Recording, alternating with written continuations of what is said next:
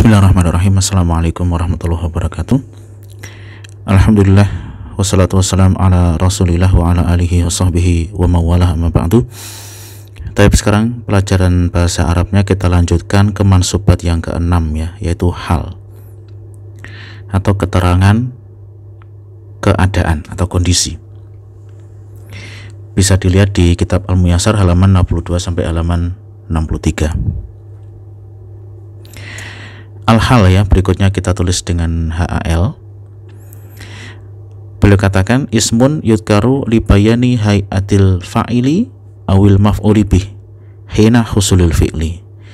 Hal adalah isim ya, tentu saja isim memang yang mansub ya, yang disebutkan libayan untuk menjelaskan hay'ah, kondisi atau keadaan, al-fa'il pelaku pekerjaan ataukah maf'ul bih objek, hina ketika husulil fi'li terjadinya fi'il atau pekerjaan ya. Jadi hal itu suatu keterangan yang berfungsi untuk menjelaskan kondisi atau keadaan pelaku pekerjaan ataukah objek ketika terjadi fi'il. Baik ya, kita lihat contohnya. Ja'a Muhammadun raqiban. Muhammad datang raqiban sambil berkendara. Nah, di sini raqiban sambil berkendara itu isim mansub. Ya, fungsinya apa? Sambil berkendara menjelaskan kondisi atau keadaan Muhammad ketika dia datang. Maka raqiban sambil berkendara itu disebut sebagai hal. Contoh kedua, sholat Aliyun jalisan. Ali sholat dalam kondisi duduk ya. Sholat itu fi'il, Aliyun fa'il pelaku pekerjaan, jalisan sambil duduk ini menjelaskan kondisi Ali ketika sholat. Maka jalisan adalah hal. Akala al-waladu, anak itu makan, qa'iman sambil berdiri ya. Qa'iman isim mansub menjelaskan kondisi ketika anak itu makan, maka qa'iman adalah hal ya. Demikian definisi dari hal. Nah, di sini kita lihat catatan wa alamatuhu an yasluha uquuhu jawaban li kaifa ya. Alamat atau tanda suatu isim itu adalah hal. An yasluha cocok atau pas uquuhu jatuhnya dia jawaban sebagai jawaban li kaifa atas pertanyaan bagaimana ya. Jadi kalau ada pertanyaan bagaimana pekerjaan tersebut dilakukan dan jawabannya adalah isim itu, maka isim itu adalah hal ya. Kita lihat di sini misalkan Muhammad datang sambil berkendara. Ya, ini keterangannya. Kemudian ditanyakan bagaimanakah Muhammad datang ya, bagaimanakah fi'il itu dilakukan? Dan jawabannya adalah sambil berkendara, maka sambil berkendara adalah hal ya. Ini untuk mempermudah ketika kita kesulitan menemukan hal atau mengkonfirmasi bahwasanya isim itu adalah hal. Tapi catatan yang kedua, wa syartul hal, dan syarat hal an yakuna nakiratan berupa isim nakirah, wa an yakuna sahibuhu ma'rifatan, sedangkan sahibuhu yaitu sahib hal itu ma'rifah. Tapi di sini ada satu tambahan pengertian, ada hal itu kondisi sama sahibul hal, yang punya hal, yang punya kondisi itu yang diterangkan kondisinya ya, baik berupa fa'il maupun objek maf'ul bih. Dan di sini dikatakan hal itu wajib nakirah. Hal wajib nakirah. Sedangkan sahibul hal itu wajib ma'rifah ya. Jadi halnya nakirah, sahibul halnya ma'rifah.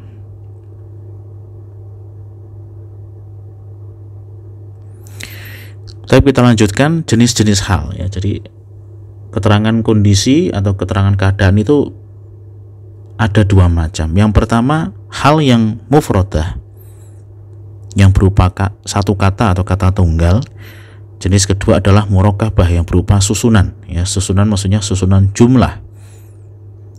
Hal yang mufradah ini contoh-contoh yang sudah disebutkan tadi ya. Sholat al-waladu jalisan ya, anak itu sholat sambil duduk. Sholat al-waladani jalisaini, dua orang anak itu sholat dalam kondisi duduk.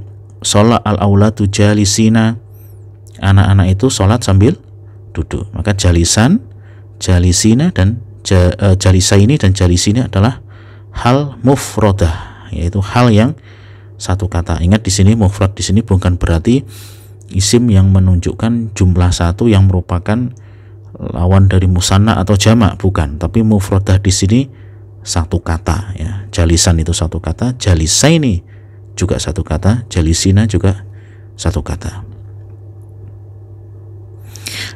Sedangkan jenis hal yang murokabah ini hal yang berupa jumlah, baik itu jumlah ismiyah maupun jumlah fi'liyah, ya. Jadi untuk menjelaskan keterangan kondisi itu boleh diungkapkan juga dengan jumlah.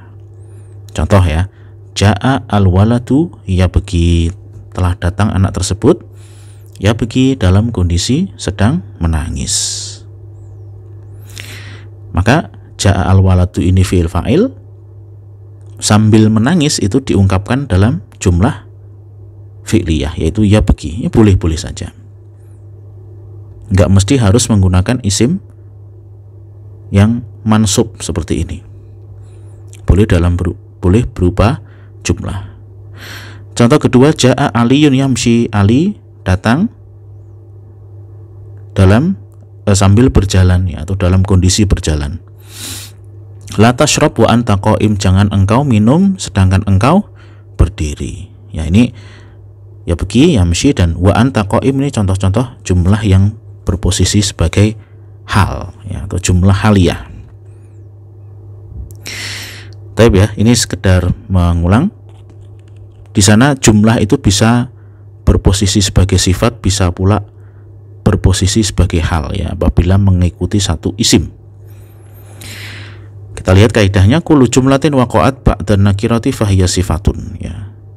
Jadi jumlah yang terletak setelah isim itu bisa dapat berfungsi sebagai sifat atau sebagai hal bagi isim tersebut. Ya, kalau dia berupa sifat, jumlah itu terletak setelah isim nakiroh, ya, ada sifat terletak setelah isim nakiroh, maka itu adalah sifat. Ya, beliau contohkan di sini awwalatin solihin yad'ulahu, ataukah anak yang soleh yang mendoakan. Jadi yad'ulahu ini dianggap sebagai sifat dari walad, ya, anak yang soleh yang mendoakannya. Ya, ini terletak yad'ulahu terletak setelah isim nakiroh. Kemudian kullu jumlatin, setiap jumlah waqa'at ba'dal ma'rifah fahiya hal. Kalau jumlah itu terletak setelah isim ma'rifah maka itu hal, ya. Karena ingat tadi bahwasanya hal itu syarat sohibul halnya harus ma'rifah, yang diterangkan kondisinya itu harus ma'rifah, nggak boleh nakirah. Contohnya ja'a al-waladu yabki, telah datang anak tersebut yabki sambil menangis, ya. Jadi yabki itu terletak setelah walad yang merupakan isim ma'rifah karena ada al. Maka ini merupakan jumlah haliyah, bukan sifat, ya. Jadi jangan seperti ini, tidak diartikan telah datang anak yang menangis, tidak, tetapi telah datang anak itu yang sambil menangis. Taib, ya, moga-moga dapat dimengerti. Ketentuan-ketentuan hal, ya. Yang pertama, umumnya hal dibentuk dari isim fa'il atau isim maf'ul, ya. Pada umumnya memang kebanyakan hal dibentuk dari isim fa'il atau isim maf'ul. Isim yang menunjukkan pelaku, isim maf'ul isim yang menunjukkan orang yang dikenai pekerjaan, ya. Ini nanti insya Allah akan dibahas di ilmu shorof, ya. Tapi isim fa'il bukan fa'il, isim maf'ul juga bukan maf'ul bih, lain, ya. Fa'il itu jabatan, maf'ul bih itu jabatan. Kalau isim fa'il itu jenis isim, ya, isimnya itu sendiri mengandung makna pelaku. Dan isim maf'ul adalah isim yang kata itu sendiri menunjukkan orang yang dikenai pekerjaan. Dan contoh yang isim fa'il, ya, pendakwa, ya, pendakwa. Isim maf'ul terdakwa. Nah, seperti itu. Yang kedua, hal biasanya diterjemahkan sambil atau dalam keadaan. Ketiga, hal terdiri dari isim nakirah sedangkan sahibul hal halus ma'rifah. Ini sudah kita sampaikan tadi. Apabila keduanya nakirah atau ma'rifah, maka itu adalah sifat. Ya, contohnya, la tashrob ma'an haron, janganlah engkau minum air yang panas. Atau la tashrob al-ma'a al-har, janganlah engkau minum air itu yang panas. Maka di sini sama-sama nakirah, ma'rifah, maka ini adalah sifat. Ya, sedangkan tadi kalau hal itu harus beda ya. Halnya nakirah, sahibul halnya ma'rifah. Kemudian yang kelima, hal itu harus selalu mengikuti sahibul hal dalam yang pertama jenis kelaminnya, laki ataupun perempuan, dan yang kedua dalam jumlahnya, apakah mufrad, musanna atau jamak ya. Contohnya tadi ya, yang mufrad, musanna, jamak kita back dulu. Nah, yang ini ya. Kalau sahibul halnya diterangkan kondisinya mufrad, dia juga harus isi mufrad. Kalau ini musanna, ini juga musanna. Kalau ini jamak, halnya juga harus jamak ya. Tapi demikian yang kita sampaikan. Subhanakallahumma wa bihamdika asyhadu an la ilaha illa anta astaghfiruka wa atubu ilaik. Assalamualaikum warahmatullahi wabarakatuh.